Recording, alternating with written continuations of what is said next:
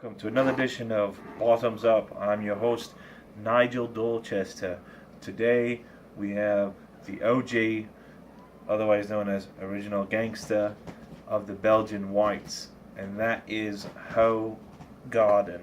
I also have a special Hoegaarden glass to go along with this review, and this is the epitome of Belgian whites. Now, this is what sets the bar for Belgian whites, even to the great white owl Hitachino.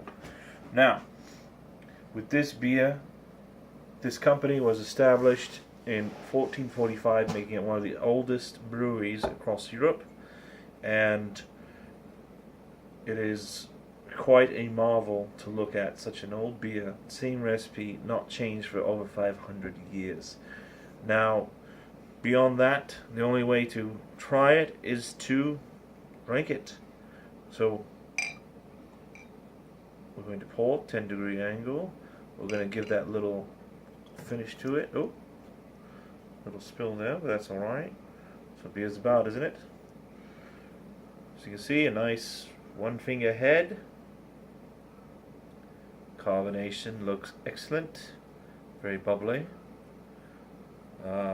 It's blonde in color, and see the aroma.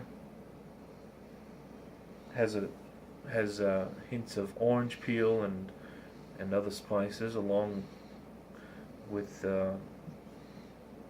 coriander. And the only way to figure out if this measures up to the bar standard is to, well, bottoms up and drink it.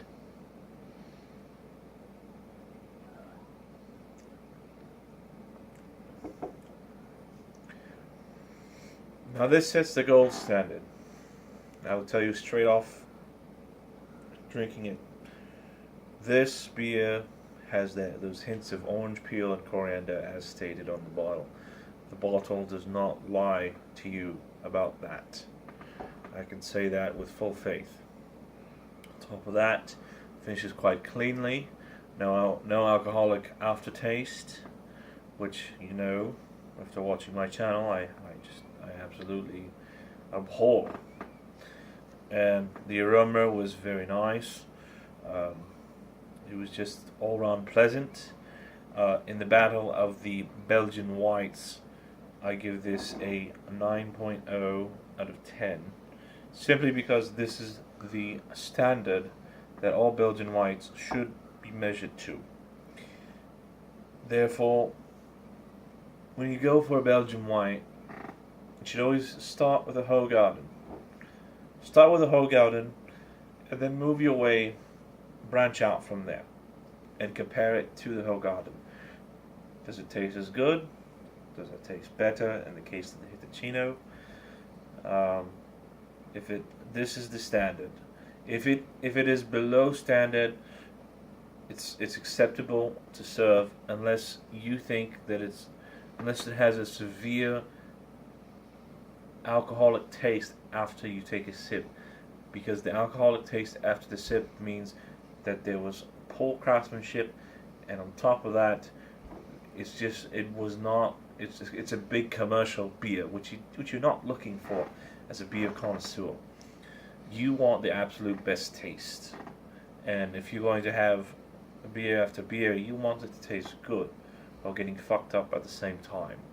At this point, I've had roughly 4 or 5 beers to do these reviews, and of course I've washed my palate after each one to give you fair and balanced reviews.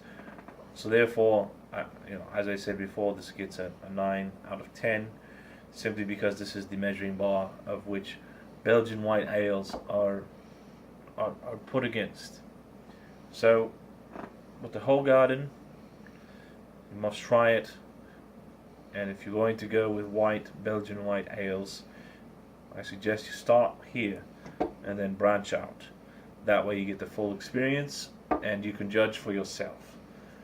With that being said, again, another shout out to my cameraman Isaac for all his support, and even through all the editing and all of my fuck ups and all kinds of things, because there's things you guys don't see that are not included in the videos. where I would just simply bust out laughing, or I would spill a beer on myself, or a cat would randomly come on stage, or a baby would come in. Things like this happen. It's just real life. You can't avoid such matters. So therefore, drink to Isaac, and a drink to you, my adoring fans. I know some of you might hate me, some of you might like me, which is perfectly fine. If you don't like me, well, fuck you.